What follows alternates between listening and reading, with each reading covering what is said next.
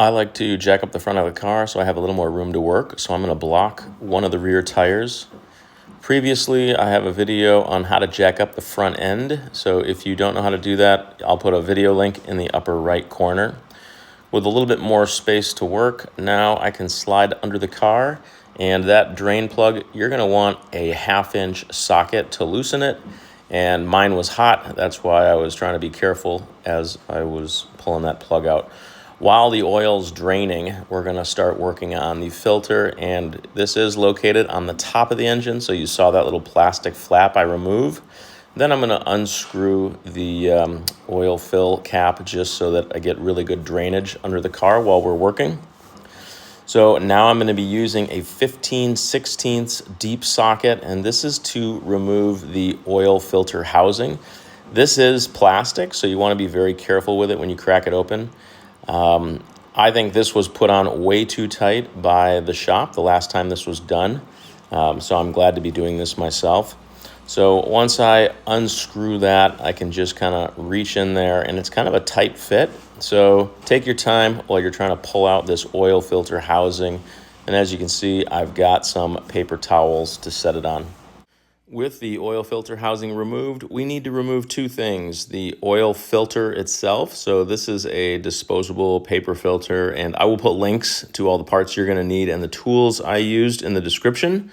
And secondly, we're going to be using a picking tool, and I'm going to pull off that old O-ring. We do get a new O-ring with each new filter, so that's kind of nice.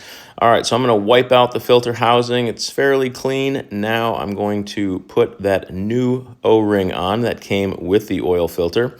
And it doesn't go all the way down to the bottom. You'll notice there's a groove just below the threads, and you want to get it in that groove, and that is the proper place for that seal.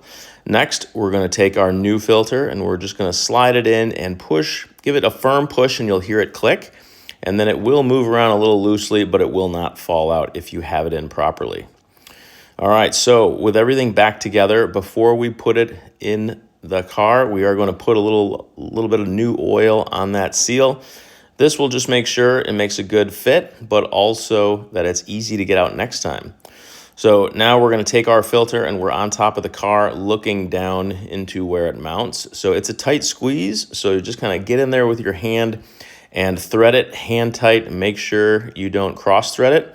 Then we're going to put our torque wrench on it again using the 15/16, but we're going to tighten this to 18 foot-pounds. That's all you need to do. Again, this is a plastic housing, so be careful with it. Once we get the torque set to 18 foot-pounds, we can remove that wrench.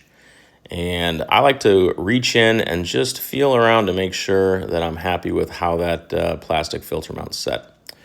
Now, there's been about plenty of time for the oil to drain, so I've screwed on that oil plug, and now I'm going to tighten it using my torque wrench again and a 1/2-inch socket to 20 foot-pounds. All right, so with our drain plug in and the filter assembled and installed, we can now add our 6 quarts of OW20. Once we get all 6 quarts in, we can pull out that funnel, replace the drain fill cap, and now is actually a pretty good time to take a look at the top of your engine once you put that protective flap down over the oil filter. And I've got a homemade version of Armor All. I'll put a link in the upper corner if anybody's curious of how Armor All is made. But I'm just going to wipe down the top of the engine, just get any dust and dirt. And remember, if you've got a clean looking engine, if there's anything wrong with it, it will usually jump out at you. So that's why I like to keep everything clean. All right, so now that the oil has had a chance to settle down into the bottom of the engine, I will check the oil and make sure that it is at the proper level. It should be, because this holds about 6 quarts. I will then put the dipstick back in, and our oil change is essentially complete. But there is one more thing we need to do. Once we shut the hood, we do want to get inside the car, and we want to reset the oil life indicator. So you can't just go in, turn your car on, and reset this thing. You actually want your car to be off.